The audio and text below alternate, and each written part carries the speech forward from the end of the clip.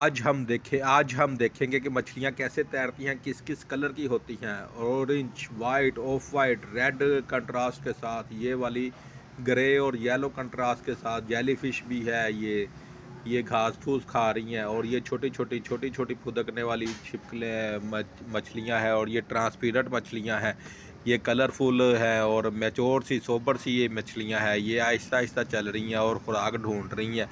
और ये देखें, ये पत्ते हैं पानी के अंदर ही, इनको शायद कमल का फूल कहते हैं। बच्चों आप ये देखो, ये है दूसरी मछली, उसने बुलबुला ऊपर को छोड़ा और बुलबुले के ऊपर से दायरा बना के उसको निकल गई है। ये बड़ी तेज़ी के साथ करतब दिखा रही। ये छोटी सी गपलू जैसी मछली है, ये गपलू भाई की तरह से शरारतें भी करती है और फुदकती है, देखने वाला खुश होता है। ये देखें कलरफुल मछलियाँ देखें। मज़ीद देखनी हो तो बताइए, कमेंट करें और चैनल को लाइक और शेयर भी करें। वीडियो को शेयर